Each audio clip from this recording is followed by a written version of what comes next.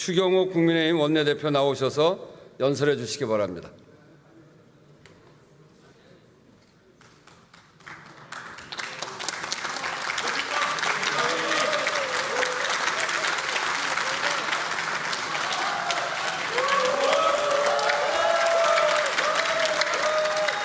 자, 본회의장에서 조용히 하십시오.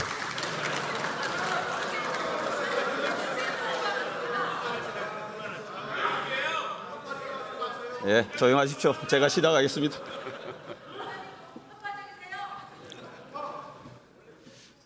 존경하는 국민 여러분, 우원식 국회의장과 동료 의원 여러분, 한덕수 국무총리와 국무위원 여러분, 대구 달성군 출신 국민의힘 원내대표 추경호입니다.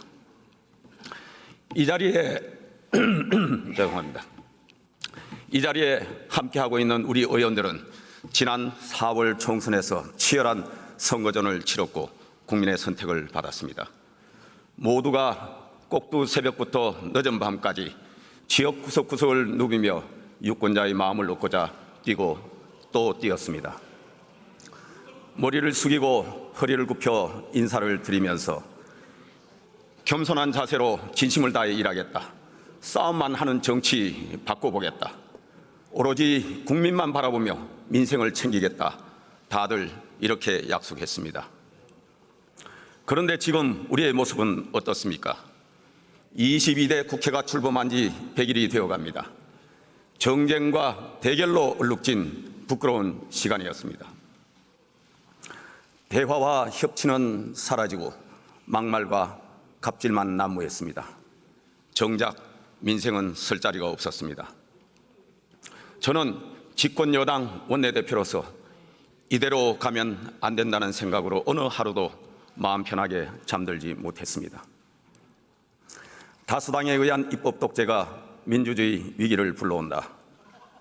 입법 권력 남용을 절제하고 경계하라. 일찍이 민주주의 선각자들이 전해준 경고입니다. 그런데 불행하게도 지금 우리 국회가 그렇게 흘러가고 있습니다. 거대 야당의 힘자랑과 입법 폭주 때문에 정치는 실종되고 민주주의는 무너지고 있습니다. 원구성 협상이 민주당 입법 폭주의 예고편이었습니다. 그동안 우리 국회는 제1당이 국회의장을 맡으면 제2당이 법사위원장을 맡아왔습니다. 운영위원장은 책임있는 국정운영을 위해 여당이 계속 맡아왔습니다. 이와 같은 국회 원구성은 여야가 극한 대치 속에서도 견제와 균형을 위해 오랫동안 지켜왔던 전통이었습니다. 하지만 이번에 민주당은 다수의 위력을 앞세워 국회의장과 법사위원장, 운영위원장까지 독차지했습니다. 전통과 관행, 의회 민주주의 정신의 정면 부정이었습니다. 그리고는 입법 폭주의 시동을 걸었습니다. 지난 100일 동안 야당은 탄핵안 7건, 특검법안 12건을 발의했고 인사청문회를 제외하고도 13번의 청문회를 열었습니다. 대한민국 정부 수립 이후 문재인 정부까지 70여 년 동안 발의된 탄핵안은 총 21건에 불과합니다. 그만큼 탄핵은 함부로 써서는 안 되는 극히 예외적인 비상수단입니다. 중대한 헌법, 법률 위반 행위가 있을 때 하는 것입니다. 하지만 민주당은 탄핵 소추권마저 정쟁의 도구로 삼아 마구잡이로 내던지고 있습니다. 더욱 개탄스러운 것은 탄핵안의 내용입니다. 김홍일 방통위원장과 직무대행을 잇따라 사퇴시키더니 이진숙 위원장은 임명된 지 단 이틀 만에 탄핵했습니다. 오로지 방송 장악을 위한 정략적 목적의 탄핵 남발입니다.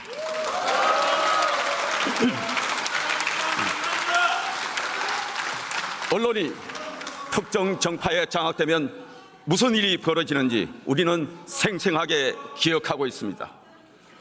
미국산 쇠고기를 먹으면 뇌에 구멍이 뚫린다는 뇌송송, 구멍탁, 광우병 괴담, 전자파에 몸이 튀겨져 죽는다는 사드 괴담, 잠수함이 와서 충돌해 침몰했다는 세월호 괴담, 핵테러이자 제2의 태평양 전쟁이라는 후쿠시마 오염수 괴담, 이렇게 민주당이 괴담 선동을 시작하면 좌파 세력에 장악된 일부 방송은 확성기가 되어 대대적으로 확산시켰습니다.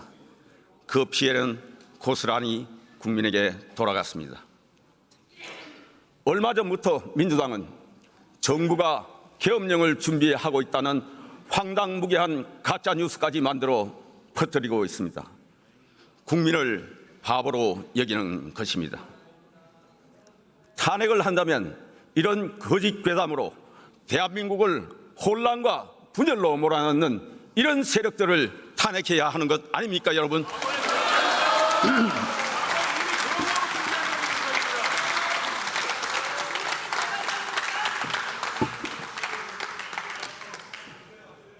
정략적이고 악의적인 탄핵은 이뿐만이 아닙니다. 민주당은 이재명 대표 수사 검사들을 상대로 탄핵 소추안을 발의했습니다. 범죄 피의자가 수사 검사를 탄핵하겠다는 그야말로 적반하장의 입법 농단입니다. 법치주의를 근본부터 뒤흔드는 전대미문의 사법 농단입니다. 이게 과연 정상적인 정당의 모습입니까? 우리 헌정사에 이런 정당이 또 있었습니까? 이 대표 대북 송금 사건을 담당했던 검사에 대한 민주당의 보복용 탄핵이 지난주에 헌재에서 만장일치로 기각되었습니다. 방탄용 표적 탄핵에 대한 준엄한 경고였습니다. 그런데도 민주당은 아직까지 사과 한마디 없습니다. 오히려 민주당은 검찰이 이재명 대표를 상대로 정치 보복을 하고 있다고 주장합니다. 민주당에 묻습니다.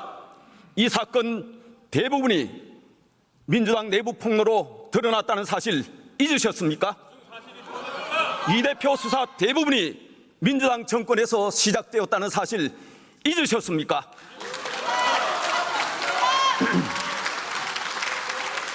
이것도 모자라 민주당은 민주주의 최후 보루인 사법 시스템마저 파괴하려 합니다. 법원의 연장 발부를 방해하는 법안, 판검사의 법 적용을 통제하고 처벌하는 법안을 제출하더니 대북 송금과 관련해 이 대표에게 불리한 판결을 내린 판사까지 탄핵하겠다고 합니다. 사법부에 대한 급박이자 상권 분립의 부정입니다. 우리 헌정사에서 한 번도 경험하지 못한 입법 독재입니다.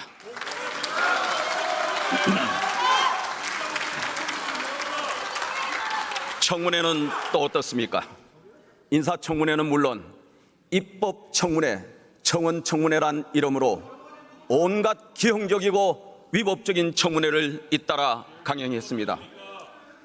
후보자와 정인들을 겁박하고 조롱하고 모독하면서 차마 눈뜨고 볼 수 없는 갑질을 했습니다. 국회의 품격은 땅에 떨어지고 정치 혐오는 극에 달했습니다. 거대 야당의 정쟁입반 입법 강행 처리도 명백한 정치 횡포였습니다. 22대 국회 개원 이후 여야 합의 없이 거대 야당이 일방적으로 밀어붙여 본회의에 처리된 법안이 7건입니다. 국민의힘은 거대 야당이 밀어붙인 법안의 문제점을 국민들께 알리기 위해 무제한 토론을 할 수밖에 없었습니다. 그리고 우리 당의 건의대로 대통령은 제2요구권을 행사했습니다. 그러자 야당은 이를 맹비난했습니다. 몸이 똑바른데 그림자가 굽을 리가 있겠습니까? 민주당이 일방적인 입법 폭주를 하지 않았다면, 여야 간의 합의를 통해 통과된 법안이라면 대통령이 왜 거부권을 행사하겠습니까? 대통령의 제2요구권은 입법부의 독주를 견제하라고 헌법에 있는 것입니다. 앞으로도 국민의힘은 특검을 남발하고 탄핵으로 급박하는 거대 야당의 폭주에는 결연하게 맞서 싸울 것입니다.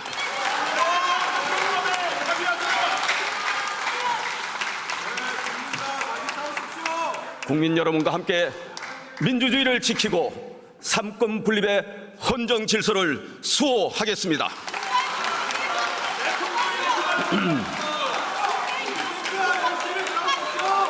존경하는 국민 여러분, 여야 의원 여러분, 정쟁의 장으로 변질된 지난 100일간의 국회에서 민생은 설 자리가 없었습니다.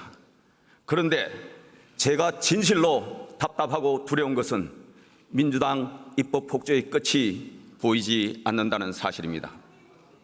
왜냐하면 지금의 정치 태양과 극한 대립의 궁극적 배경에는 이재명 대표의 사법 리스크가 있기 때문입니다. 민주당이 민생은 외면한 채 툭하면 대통령 탄핵 운운하면서 극한 대결에 몰두하는 이유가 무엇이겠습니까? 이재명 대표 사법 리스크 방어용이라는 것 현명하신 국민들께서 다 알고 계십니다.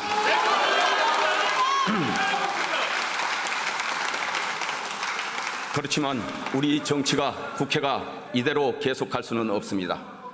한 해 농사를 수확해야 할 정기국회마저 정쟁으로 헛되이 보낼 수는 없습니다. 이재명 대표께 요청드립니다. 민주당이 방탄정당의 굴레에서 벗어나도록 놓아주십시오. 이 대표에 대한 수사와 재판은 개인 차원에서 당당하게 대응하십시오. 대신 민주당은 이 대표 한 사람을 위해 포획된 방탄정당의 수렁에서 빠져나와야 합니다. 그것이 우리 정치와 국회가 정쟁에서 벗어나 정상화될 수 있는 유일한 길입니다.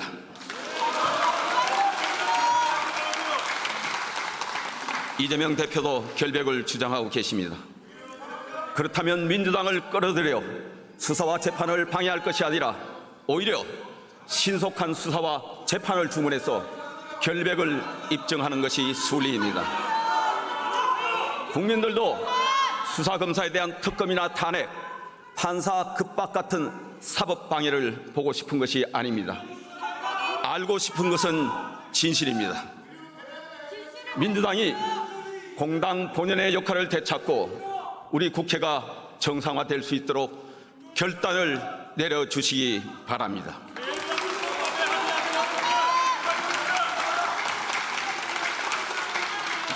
여야 의원 여러분, 국회는 지난달 28일 전세 사기 피해자 지원법을 비롯해 민생법안 28개를 여야 합의로 본회의에서 처리했습니다. 22대 국회 개원 이후 처음입니다. 국민들께는 참으로 명구스럽지만 그나마 다행입니다. 여야 협치의 소중한 싹을 틔운 만큼 이제부터 잘 가꿔서 풍성한 수확으로 이어가야 하겠습니다. 민주당을 비롯한 야당에 제안합니다. 이번 정기국회만큼은 정쟁을 내려놓고 산적한 민생 경제 현안을 챙기고 미래를 준비하는 데 온 힘과 정성을 쏟아 부읍시다. 이를 위해 민생 법안 처리를 위한 여야정 협의체를 하루빨리 구성합시다. 이와 함께 민생 입법 패스트트랙을 도입합시다. 여야 간의 이견이 크지 않은 비쟁점 민생 법안을 따로 분리해서 신속하게 처리하는 장치를 도입하자는 것입니다. 여야정 민생협의체와 민생입법 패스트트랙을 통해 민생 법안들을 속도감 있게 처리해 나갑시다.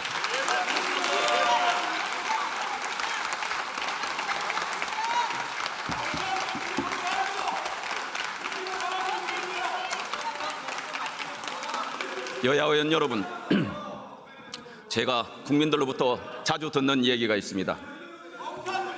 국회의원들은 우리보다 많이 배우고 잘난 사람들 아닌가? 그런데 정치인들은 우리 같은 사람도 잘 안 쓰는 막말을 마구 하더라. 그런 사람들이 우리 국민의 대표라니 창피하다. 얼마 전 민생 현장을 방문했을 때도 비슷한 이야기를 들었습니다. 차마 얼굴을 들 수가 없었습니다. 우리 정치가 언제까지 이런 소리를 들어야 합니까? 가장 좋은 방법은 우리 스스로 절제하면서 규범을 지켜나가는 것입니다. 그래서 국회의원 윤리실천 규범을 만들었고 윤리특별위원회도 가동하고 있습니다. 하지만 이것만으로 국민의 신뢰를 얻기에 많이 부족합니다. 그래서 저는 국회의원 윤리실천법 제정을 제안합니다.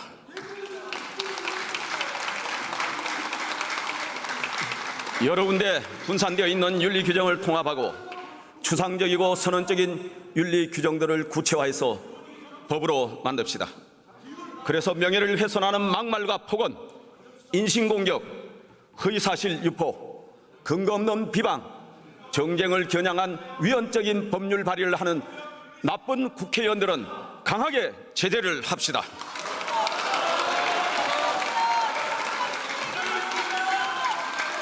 중후와 적대적 표현은 강력하게 제재를 하는 영미의회, 명예훼손이나 모욕적 발언은 면책특권 적용을 제외하는 독일 의회가 좋은 사례입니다. 우리 국회도 품위를 지키면서 윤리적 책임성을 높여갑시다. 의원 여러분의 적극적인 호응을 부탁드립니다.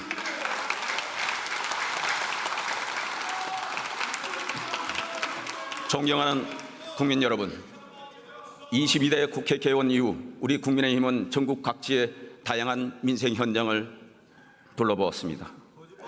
저도 쪽방촌과 돌봄교실, 의료파업 현장을 둘러보았고 중소기업과 소상공인의 애환을 들었습니다. 만나는 분들마다 제발 서민들 민생부터 살펴달라고 하셨습니다. 국민들의 힘든 삶이 무겁게 다가옵니다. 민생을 책임져야 하는 집권 여당의 책무가 가슴을 짓누릅니다. 다행히 우리 경제가 조금씩 회복되고 있습니다. 우리 경제의 버팀목인 수출이 꾸준한 호조세를 보이고 있습니다. 올해 상반기 수출이 작년 동기보다 9.1% 증가해 세계 수출 상위 10개국 가운데 증가율 1위를 기록했습니다. 이런 추세라면 올해 사상 처음으로 일본을 제치고 세계 5위 수출 관광에 오를 것으로 기대됩니다. 무역 수지도 15개월 연속 흑자를 이어가고 있습니다. 올해 경제 성장률도 2.5% 내외로 전망되는데 소득 2만 불이 넘는 G20 국가들 가운데 가장 높은 수준입니다. 고용률은 6.3%로 30개월 연속 최고를 기록하고 있고 실업률은 2.5%로 역대 최저 수준입니다. 윤석열 정부 출범 이후 취업자 증가 수도 민주당 정부 5년간 월 평균 21만 명의 2배 수준인 42만 명을 기록하고 있습니다.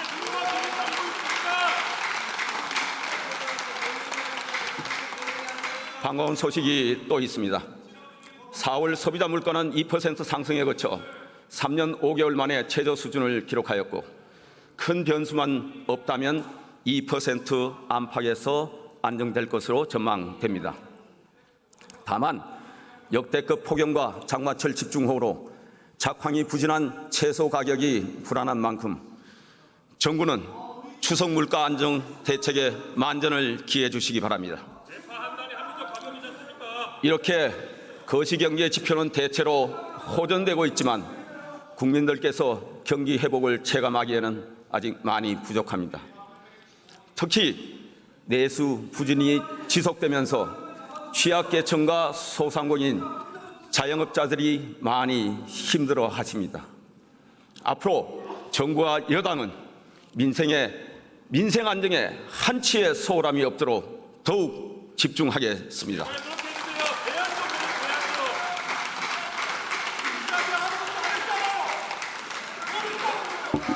민생 안정을 위한 4대 정책으로 취약계층 보호 강화, 소상공인 자영업자 지원 확대, 청년 지원 강화, 중산층 세부담 완화를 위한 세제 개편을 중점 추진하겠습니다. 첫째, 취약계층에 대한 재정 금융 지원을 대폭 확대하겠습니다. 윤석열 정부는 기준 중위소득을 3년 연속 최대폭으로 인상해 기초생활보장제도를 대폭 보강해 나가고 있습니다. 서민복지를 강조했던 문재인 정부는 저소득층 생계급여를 5년 동안 총 월 19만 6천 원 인상하는 데 그쳤지만 윤석열 정부에서는 금년 한 해에만 월 21만 3천 원 인상했습니다. 내년까지 포함하면 3년 만에 총 월 41만 5천 원을 인상합니다. 현 정부 3년간 연평균 생계급여 인상액은 166만 원으로 민주당 정부 5년간 연평균 인상액 47만 원의 3배가 넘습니다. 생계급여 대상자도 현 정부 출범 직전 152만 명이었지만 2026년까지 181만 명으로 확대해 나갈 것입니다. 앞으로도 우리 당과 정부는 어려운 서민과 취약계층을 맞춤형으로 더욱 두텁게 지원해 나갈 것입니다. 국민의힘이 두 번째로 중점 추진하는 민생정책은 소상공인 자영업자를 위한 대책입니다. 소상공인 자영업자의 어려움이 계속되고 있습니다. 폐업이 늘어나고 연체율도 올라가고 있습니다. 이에 지난 7월 정부와 여당은 25조 원 규모의 소상공인 맞춤형 대책을 마련해 시행하고 있습니다. 정책자금 대출 상환을 최대 5년으로 인상하고 7% 이상의 고금리를 4.5%로 낮춰 이자 부담을 줄였습니다. 임대료와 전기료, 인건비 부담도 덜어드리고 소상공인들의 취업과 재창업 지원을 위한 프로그램도 대폭 보강했습니다. 여기에 더해 내년에는 소상공인 지원 예산을 5조 9천억 원으로 역대 최대로 편성하였습니다. 골목 상권을 활성화시키기 위해 온누리 상품권 발행액을 5조 원에서 5조 5천억 원으로 늘리고 사용 대상도 대폭 확대했습니다. 전자상 거래와 연계한 유망 소상공인 지원을 위해 5천억 원 규모의 자금을 신설합니다. 과도한 부채 부담을 줄이기 위한 새출발 기금 규모도 현행 30조 원에서 40조 원 이상으로 확대하여 재기의 발판을 마련해 드리겠습니다. 셋째, 청년청 지원을 위한 다양한 정책을 펼쳐 나가겠습니다. 청년 일경험 지원 사업 대상자를 5만 8천 명으로 확대하여 미취업 청년들에게 취업 역량 강화의 기회를 제공하겠습니다. 학비 걱정 없이 공부할 수 있도록 현재 100만 명이 받는 국가장학금을 150만 명까지 늘릴 것입니다. 일과 학업을 병행할 수 있는 근로장학금은 현재 14만 명에서 내년에는 20만 명까지 지원을 확대하고 저소득층 대상 주거장학금을 신설하겠습니다. 청년 주택 청약에 당첨되면 분양가의 80%까지 저리로 대출해주는 상품을 출시해서 주거 안정과 자산 형성의 기회를 넓혀줄 것입니다. 또한 지난 정부에서 81만 6천 원이었던 병사 봉급을 내년에는 205만 원으로 인상하여 청년들의 헌신에 보답하겠습니다.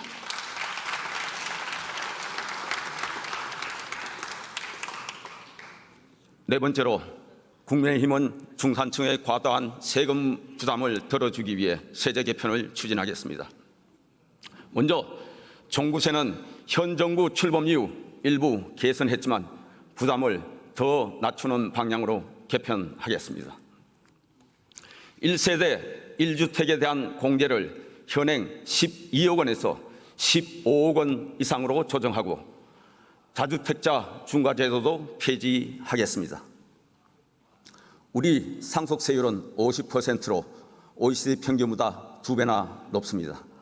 20년 이상 세율과 과표를 방치해온 결과 이제는 아파트 한 채만 물려받아도 상속세를 내야 합니다.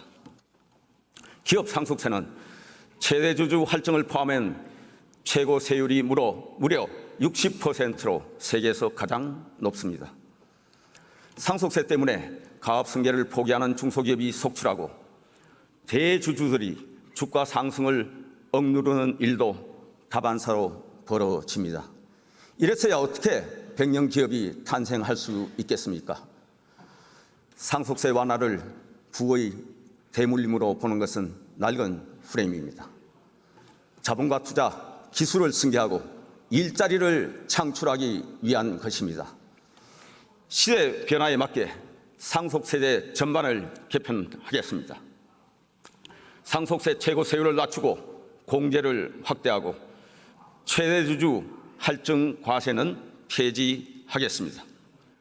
내년까지 상속세 부과체계를 유산세에서 유산 취득세로 개편하겠습니다.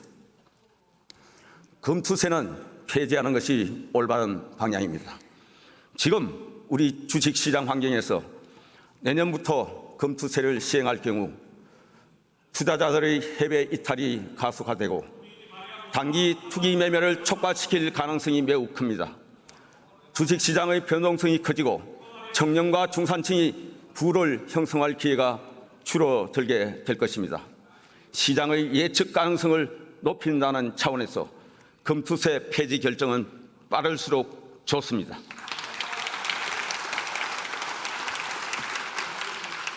중산층은 우리 사회의 허리입니다.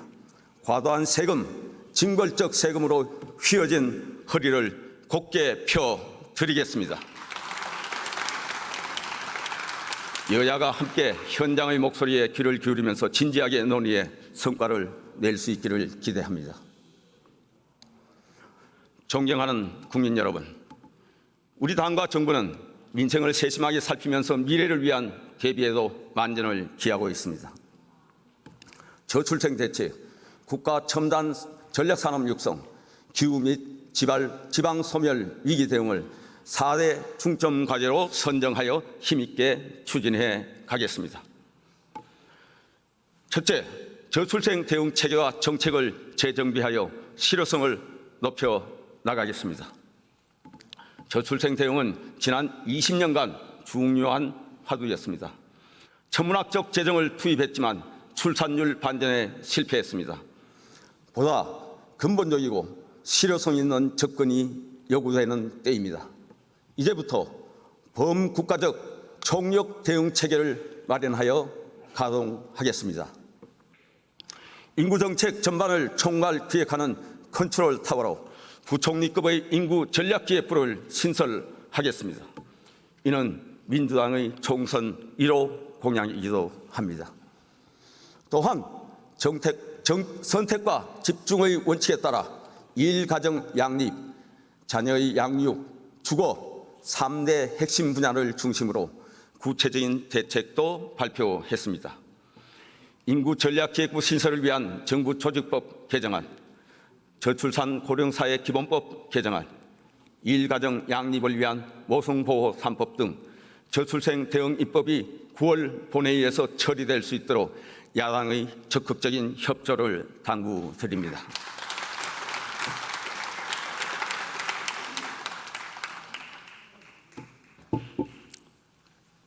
미래 대비를 위한 두 번째 정책 과제로 반도체, AI를 비롯한 첨단 전략산업 육성에 총력을 다하겠습니다. 세계는 지금 글로벌 기술 패권 경쟁이 한창입니다. 그 중심에 반도체가 있습니다. 미국, 유럽, 일본, 대만 같은 선진국들도 사활을 걸고 천문학적인 지원책을 쏟아내고 있습니다.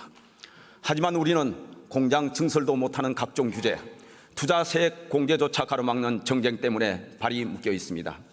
이제 우리도 모든 걸림돌을 치우고 앞만 보고 달려야 합니다. 우리 당은 반도체, AI를 비롯한 미래 산업 육성을 위한 패키지 법안을 발의했습니다. 정부도 26조 원 규모의 반도체 산업 지원책을 발표하며 반도체 산업 육성에 발벗고 나섰습니다. 반도체에 이념이 있을 수 없습니다. 정치에 모자를 씌워서도 안 됩니다. 그동안 민주당은 첨단 산업 지원이 대기업 특혜라며 발목을 잡아왔습니다. 그런데 얼마 전 반도체 산업에 100조 원 규모의 정책 금융을 지원하는 반도체 특별법을 민주당이 발의했습니다. 진심으로 환영하면서 여야 협의를 통해 건설적인 대안을 함께 모색해 갑시다. 아울러 첨단 산업에 필요한 전력을 신속하고 충분하게 공급할 수 있도록 국가 기간 전력망 특별법도 조속히 처리합시다. 마지막으로 우리의 미래를 위해 기후 위기와 지방 소멸 위기 대응도 더 이상 지체할 수 없는 국가 핵심 과제입니다. 여야가 지혜와 역량을 함께 모아가야 합니다. 국회에 기후 위기 대응 특위와 지방 소멸 위기 대응 특위를 신설할 것을 제안합니다. 존경하는 국민 여러분, 지금 우리 앞에는 국가의 지속 가능한 발전을 위해 반드시 해내야 하는 개혁 과제들이 있습니다. 우리 당과 정부는 역대 정부가 실패하거나 시도조차 하지 않았던 4대 개혁 과제, 즉 연금개혁, 의료개혁, 노동개혁, 재정개혁을 반드시 이루어내겠습니다.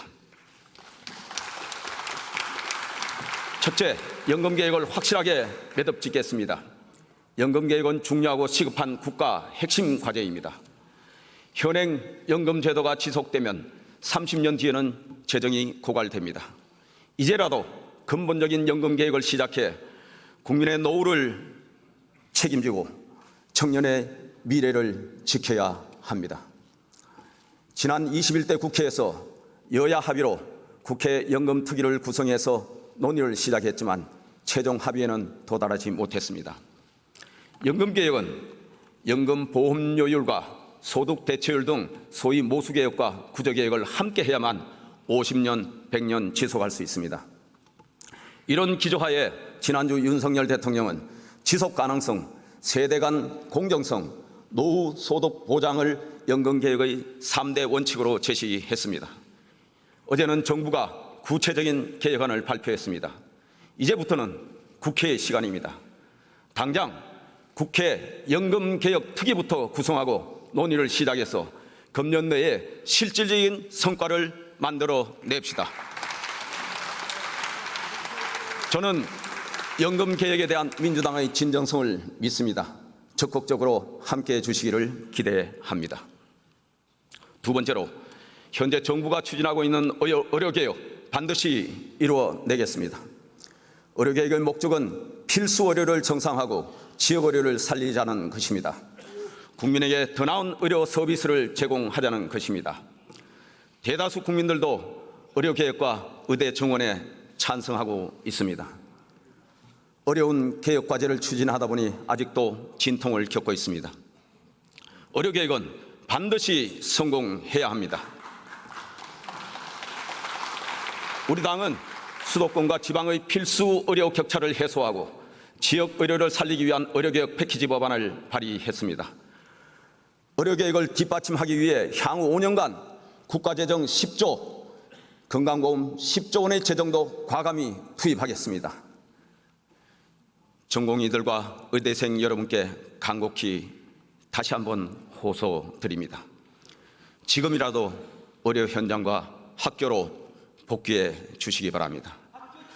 국민의 생명을 지키고 의료 서비스 발전을 위해 함께 해 주십시오. 정부도 의료계와 전방위 소통을 해오고는 있지만 더욱 마음을 열고 대화에 나서 주시기 바랍니다. 최근에는 응급실 운영에 대한 우려가 제기되고 있습니다. 응급의료 공백은 환자의 생명을 위협하는 중대한 문제인 만큼 정부는 현장을 면밀히 점검하고 긴밀하게 소통하면서 빈틈없이 대응해야 할 것입니다. 특히 추석 연휴의 응급의료 대비에 만전을 기해 주시기 바랍니다. 이 시간에도 변함없이 환자 곁을 지키고 계시는 의료인들의 노고와 헌신에 다시 한번 깊은 감사를 드립니다. 세 번째로 노동개혁의 속도를 더욱 높여가겠습니다. 윤석열 정부 출범 이후 노사 법치를 확립한 결과 연례 행사였던 대규모 불법 파업이 사라졌습니다. 근로 손실 일수는 이전 정부에 비해 3분의 1 수준으로 줄었고 90%의 노조가 노조 회계 공시에 참여하고 있습니다. 건설 현장을 어지럽혔던 건폭을 추방했고 노조 간부 자녀 채용 비리도 바로잡았습니다. 앞으로는 노동시장의 유연성 확보와 이중구조 해결을 위해 중점 추진하겠습니다. 사용자와 근로자 모두에게 노동시간이나 노동 형태를 유연하게 선택할 수 있도록 해야 합니다. 중장년이 계속 일할 수 있도록 경직된 임금 체계도 개선해야 합니다. 아울러 우리 당은 미조직 근로자를 보호하기 위해 노동약자보호법을 제정할 것입니다. 임금 체불을 근절하기 위한 근로기준법도 조속히 개정해야 합니다. 야당의 적극적인 협조를 부탁드립니다. 네 번째로 재정개혁을 추진하겠습니다. 재정준칙의 법제화를 추진하겠습니다. 재정 건전성의 유지는 국가의 지속 가능한 발전을 위한 필수 조건입니다. 저출생, 고령화로 세수 기반이 약해지고 복지 지출이 늘어나면서 재정이 어려워지기 때문에 미리 대비해야 합니다. 그래서 윤석열 정부는 재정 운영에 많은 제약이 있음에도 불구하고 3년 연속 건전재정 기조를 이어가고 있습니다. 더구나 지난 민주당 정부 5년 동안 추경을 10차례나 편성하면서 국가 채무가 400조 원 이상 급증해 총 1000조 원을 넘어섰습니다. 가계부채도 무려 500조 원 증가해 총 1860조 원 이상으로 늘어났습니다. 국가도 가계도 건전성 확보가 더욱 중요해졌습니다. 허리띠를 바짝 졸라매야 할 상황입니다. 민주당이 주장하는 전국민 25만 원, 35만 원 무차별 현금 살표를 우리 당이 반대하는 이유도 바로 여기에 있는 겁니다. 나라 빚을 내어 13조 원 내지 18조 원의 현금 살포 재원을 마련해야 하는데 당장의 인기만을 노린 무책임한 포퓰리즘입니다. 우리나라 환경 분야 1년 총 예산이 약 12조 원입니다. 농림수산 분야 총 예산은 약 25조 원입니다. 전국의 도로, 철도, 항만을 건설하는 SOC 총 예산이 26조 원 남짓합니다. 우리 의원들이 사활을 걸고 확보하려는 예산들입니다. 그런데 국가 전체 환경 분야 1년 예산보다 많고 농수산업 지원 예산, 국가 SOC 건설 예산의 70%에 가까운 18조 원이라는 엄청난 돈을 한꺼번에 선심성으로 무차별적으로 살포했어야 되겠습니까, 여러분?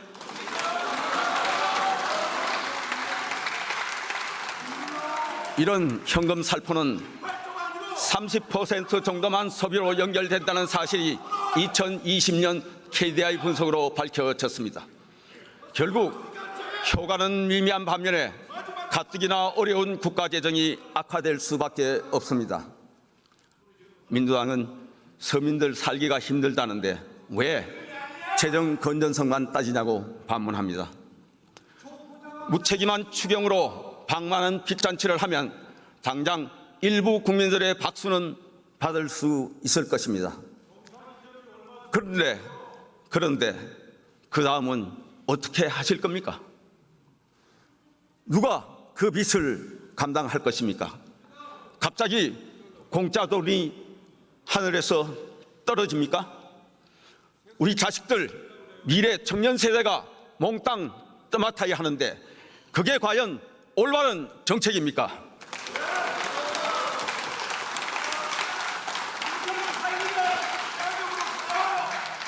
지옥으로 가는 길은 선의로 포장되어 있다고 합니다. 남미의 많은 국가들이 이런 식의 포퓰리즘 정치로 결국 재정 파탄을 불러오고 국가 경제를 망가뜨렸습니다.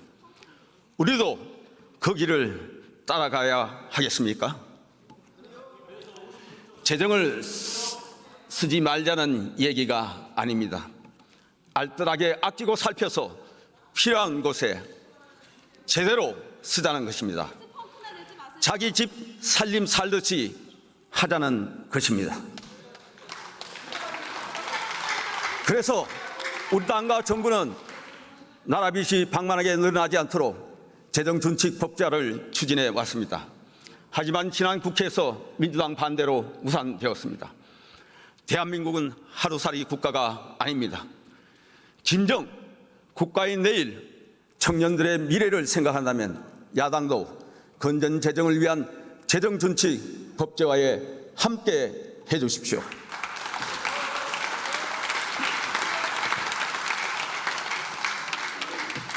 존경하는 국민 여러분, 흔히 계획은 혁명보다 어렵다고 합니다.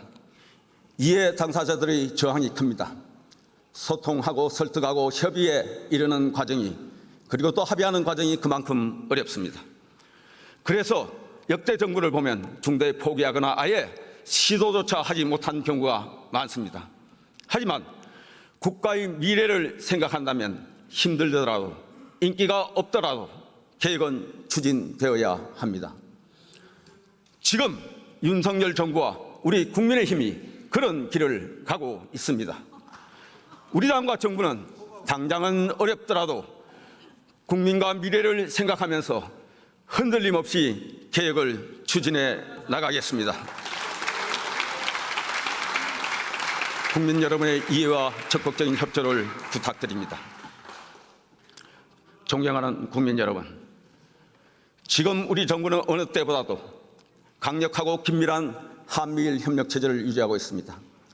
지난 정부에서 크게 흔들렸던 한미 동맹은 완전하게 복원되었습니다.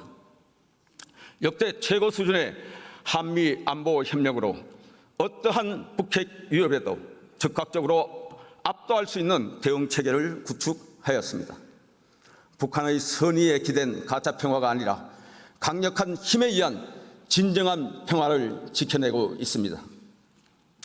지난 정부 5년 내내 극심한 갈등을 빚었던 한일 관계도 국익을 위한 정부의 결단으로 정상화되었습니다. 경제, 외교, 문화 등 다방면에서 어느 때보다도 긴밀하고 활발한 교류 협력이 이루어지고 있습니다. 젊은 층을 중심으로 인적 교류도 연 1,000만 명을 넘어서고 있습니다. 그런데도 야당은 시대에 뒤떨어진 반일 프레임으로 정부를 공격하고 있습니다.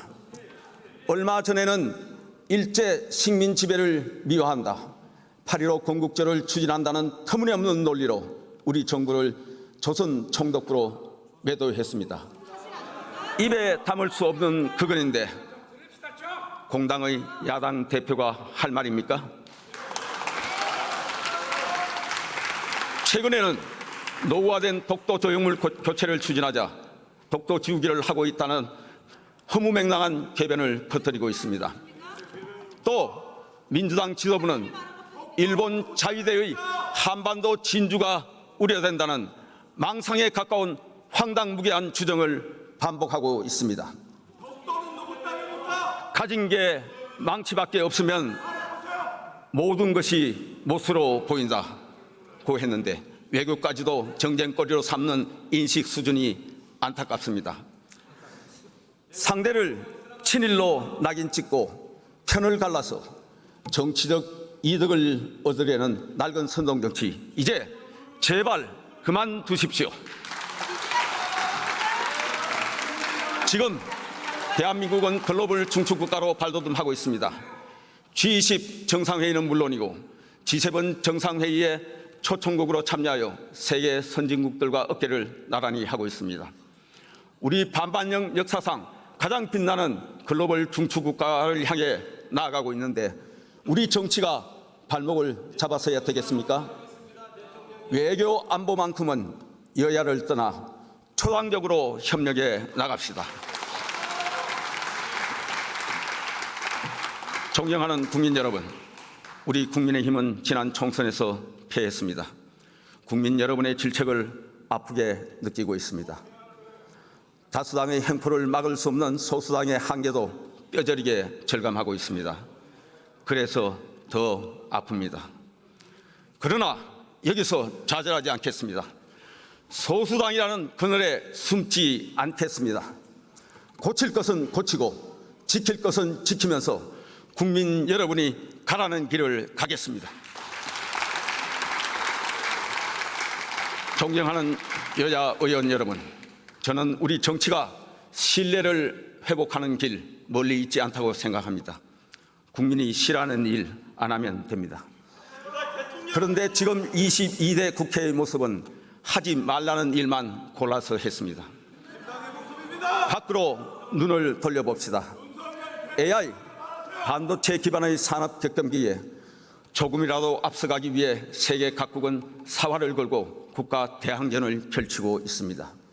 이런 중차대한 시기에 우리는 안에서 특검이니 탄핵이니 정쟁만 일삼고 있습니다.